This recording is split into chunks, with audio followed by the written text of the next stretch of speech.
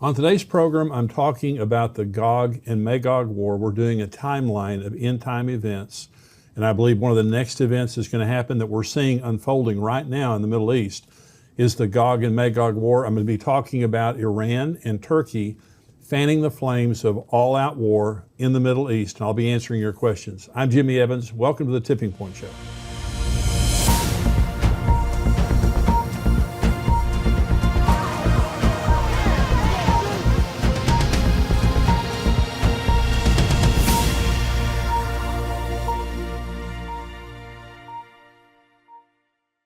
Welcome to the program today. I mean, what's happening right now in the Middle East is incredible. I say that. It's exactly what the Bible said would happen, and we're seeing the Gog and Magog war unfolding right before our very eyes. I'm going to be talking about that a lot on today's program. Let me first of all say the Tipping Point book, I talk about it in my book. If you don't have the Tipping Point book, this is a lot of what I talk about here during the show. It comes from the Tipping Point book. So if you haven't ever read this book, it's a really good book to give you a basic understanding of the end times and what is happening and what will happen in the end times. And so encourage you can go to endtimes.com/book and you can order the book there or on Amazon or wherever, but endtimes.com/book. We just went over 100,000 subscribers, and that's growing very rapidly on YouTube.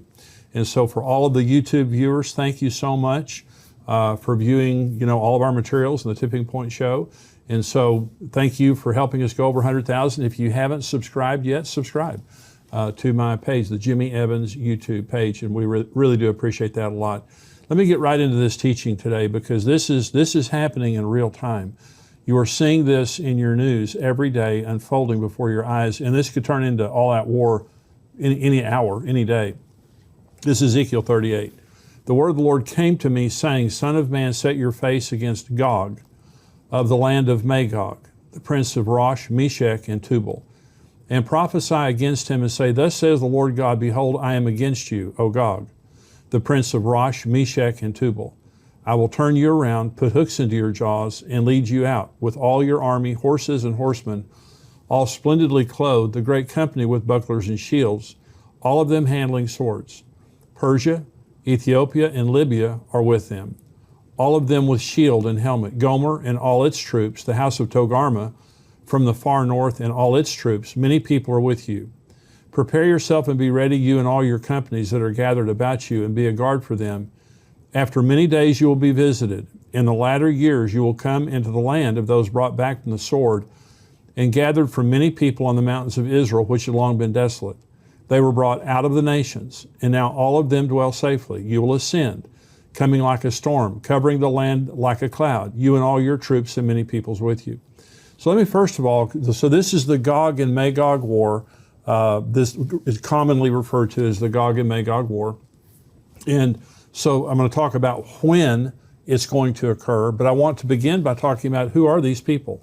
Who are these nations that God is referring to? Well, Gog is a person. Magog is the land of Gog. And so he begins by addressing, this is mainly addressed to Gog. And it says, you're the prince of Rosh, Meshech, and Tubal. So Gog is a very, very powerful nation, very powerful person. I believe it's Russia. Now, Joel Richardson, who is an end times expert, I interviewed him, and you're going to be seeing those interviews in upcoming programs. I have a great amount of respect for him. Now, he believes that Gog is Turkey. And I'll talk about Turkey here in just a minute. But I believe it's Russia, and I believe that for a couple of reasons. One is historically, but I also believe it because look at the Middle East right now. The strong man in the Middle East isn't Turkey. It isn't Iran. It's Russia. And Iran and Turkey are very powerful nations on their own. But Russia is the kingpin in the Middle East, and Russia is in Syria right now. I mean, this is real time. This is happening. Okay, so the second main country listed here is Persia. Persia is Iran.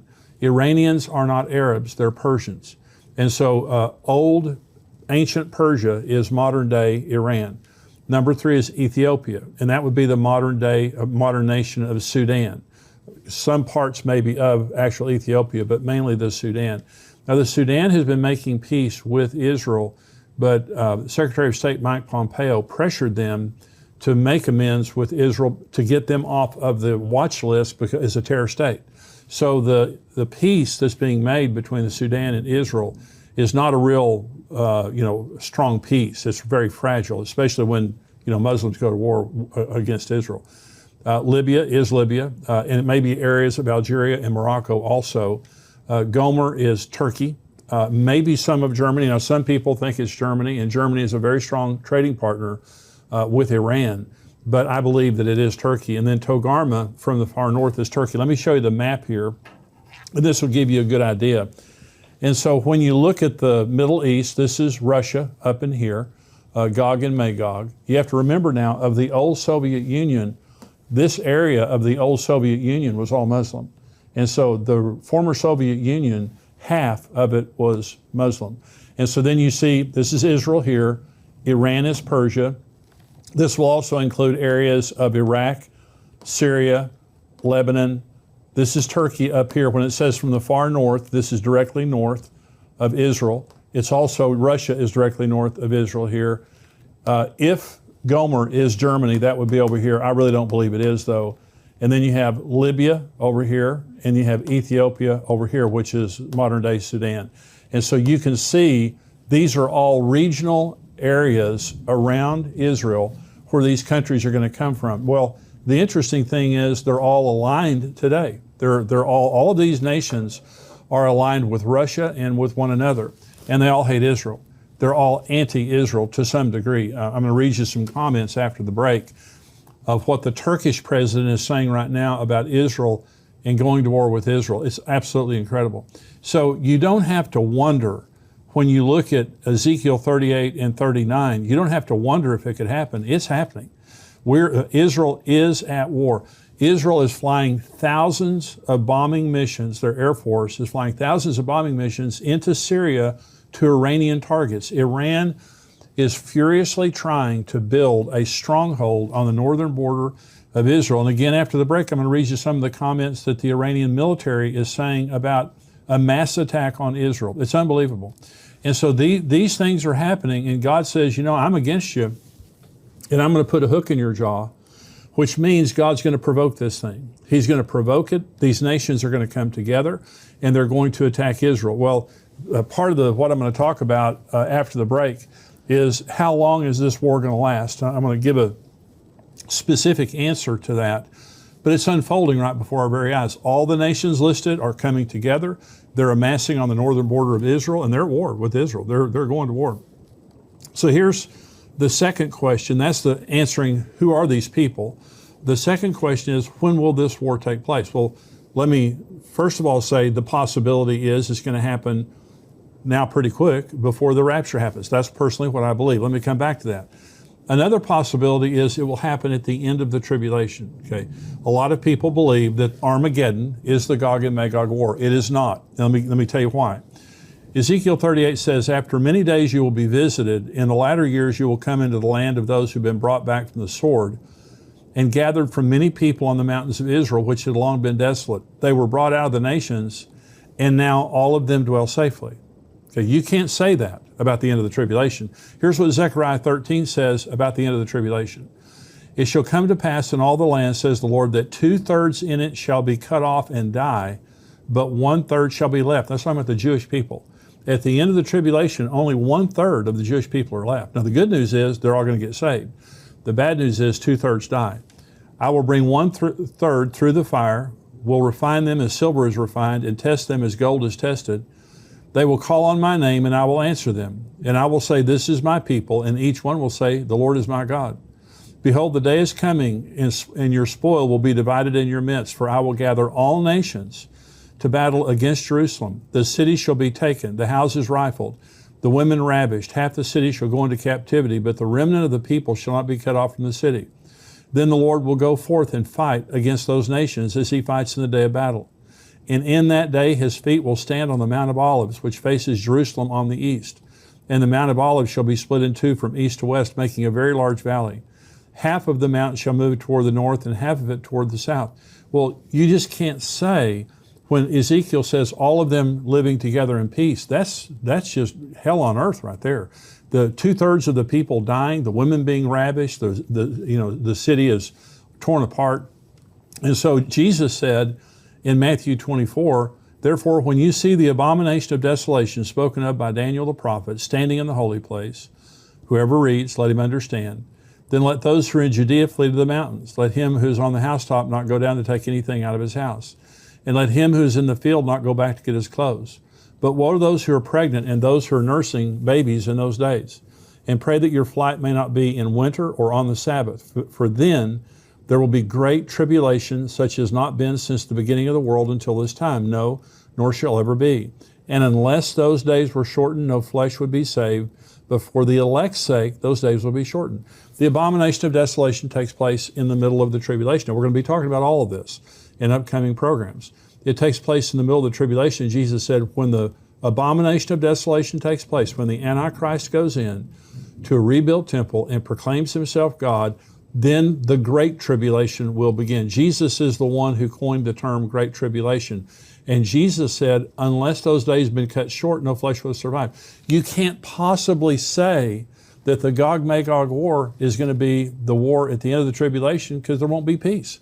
There will be mass death in Israel. There will be mass destruction. So it absolutely is not at the end of the tribulation. Another possibility about the Gog-Magog war is at the end of the millennium. Okay, this is Ezekiel 38.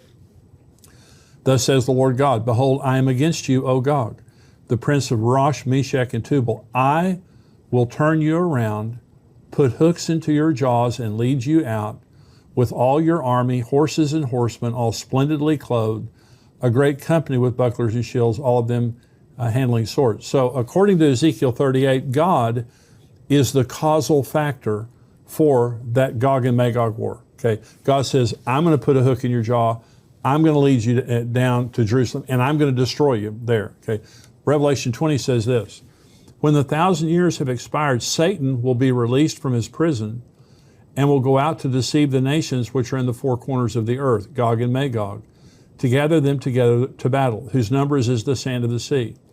They went up on the breadth of the earth and surrounded the camp of the saints and the beloved city. And fire came down from God out of heaven and devoured them. The devil who deceived them was cast into the lake of fire and brimstone, where the beast and the false prophet are, and they will be tormented day and night forever and ever. First of all, the Gog and Magog war is only fought by about 7 different nations. Okay, the nations that we listed, they're on the map. It's a very regional war against those nations that are around it. According to Revelation 20, it's all the nations of the world, from the four corners of the world, and Satan is the causal factor. He is released from his prison after 1,000 years. He comes out, deceives the nations. Gog, Magog there is an idiom. It simply means nations in rebellion to God. Nations with the spirit of Gog and Magog. And for example, Russia right now is not a Christian nation. They persecute Christianity in Russia. And so the spirit of Gog and Magog, this arrogance, this rebellion against God, that's going to be the same spirit. And their purpose, the Gog-Magog war of Ezekiel 38, it says that they come to take spoil. Okay, well, Iran is going to come to get spiritual justice in their eyes, for the way Islam shows it. They're coming to destroy Israel and take back Jerusalem. That's what Iran. Russia's coming for the natural gas. Russia's coming for the natural resources of Israel. Now, Israel has been buying their gas and natural gas and coal from Russia for many years. So is Turkey. Half of Turkey's natural gas comes from Russia. Russia sells 1/3 of the gas that is consumed in Europe. And everyone knows that Russia's a bully. When you're depending on Russia, they'll hold it over your head. They'll cut off your gas supply if you do something to make them mad. Well, now Israel, they have discovered 30 trillion metric yards of natural gas in Israel off the Mediterranean. And they're discovering more all the time. This is way more natural gas than Israel could ever consume.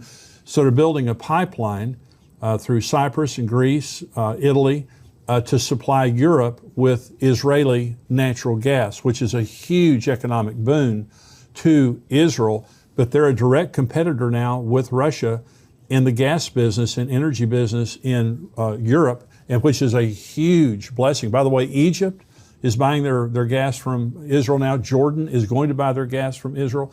And so this is a huge blow to the stronghold that Russia has had.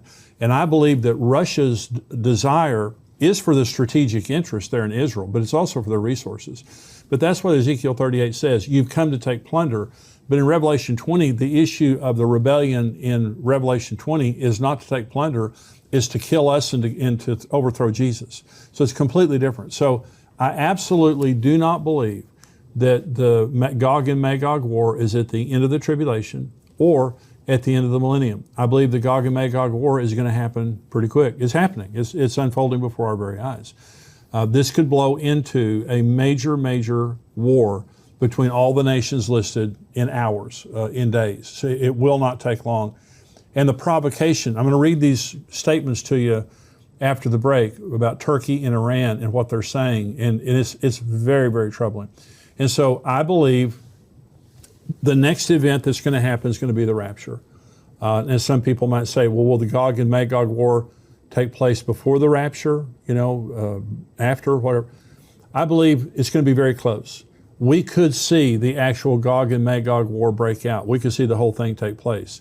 But I believe around that time, there's going to be the Gog and Magog war and the rapture, and then there's going to be a peace treaty between Israel and the Antichrist, a covenant that is confirmed for a 7-year period of time, which begins the tribulation period of time. And I'm going to be talking about it on the next program, is the beginning of the tribulation. So where we are right now is in the rapture and the Gog and Magog war. I believe the rapture could happen at any time. And as I've said to you before, I believe the rapture will occur during the Feast of Trumpets. It's a 2-day feast. You don't know the day or the hour. It's the next feast to be fulfilled, and I'll talk about that on a future program to help you understand why I believe that. But I just believe that we are seeing now the unfolding of the Gog and Magog war. Israel has been living in relative peace since the 6-day war, since the Yom Kippur War. 1967 was the 6-day war. 1973 was the Yom Kippur War. They've been living in relative peace in unwalled villages. I know they have a wall in Israel, but the villages, the cities are unwalled. And so they've been living in relative peace. Now we see in the last week 3,000 rockets, over 3,000 rockets fired from the Gaza Strip by Hamas. Now they're being fired from Lebanon. Israel's taking very decisive force against Gaza especially, and going in there and trying to reduce the capability of Hamas. People are dying, and there's this war. And here's the point, a very interesting thing that's happening in Israel right now. The UAE, the United Arab Emirates, they are siding with Israel. This is the first time an Arab nation has broken rank with other Arab nations, because they always come together and they always condemn Israel. The United Arab Emirates has recently signed an Abraham Accord with Israel. They're calling on Hamas to stop shelling Israel, stop bombing Israel. And so, which is a phenomenal breakthrough. And other of the Gulf states are doing the same thing. So this is a different kind of a war. I want to say I'm thankful for the Biden administration. They have some troubling views about the boundaries of Israel, pre-1967 boundaries, but they have not condemned Israel. To this point, they have continued to stand with Israel through this, which is a very comforting thing. If it were not for the United States of America in the United Nations, Israel would be in bad trouble. And one of these days, the United States is not going to be there for Israel in the United Nations, because we all know that Armageddon is going to be the whole world marching against Israel and against Jerusalem. And so, but we're seeing some things happening that have never happened before. And all of these things are pointing to the fact that the Gog and Magog war is very, very soon, I believe. I believe it's going to happen before the tribulation, because remember, in Ezekiel 39 it says it'll take 7 months to bury the dead and 7 years to clean up all the debris. So if it happened now and the tribulation begins, then you have the 7 months and the 7 years available. If it happens after the tribulation begins, then, not so much. Not that it couldn't happen. But I think that we're in the timing of the Gog and Magog war. I believe we're seeing it happen. It's unfolding right before our very eyes on the news every single day. And Jesus said, when you see these things begin to happen, look up, lift up your head, your redemption is drawing near. The purpose for the Tipping Point Show is, number one, to encourage you. Number two is to educate you on end times events, so that you can contextualize what's happening in the world and you can understand that your redemption is drawing near. This is a time to be encouraged. Don't look around the world and get discouraged. Everything you're seeing is announcing the coming of Jesus Christ. If you're not a subscriber, I'm going to say goodbye to you right now. The next part of the program is for subscribers only.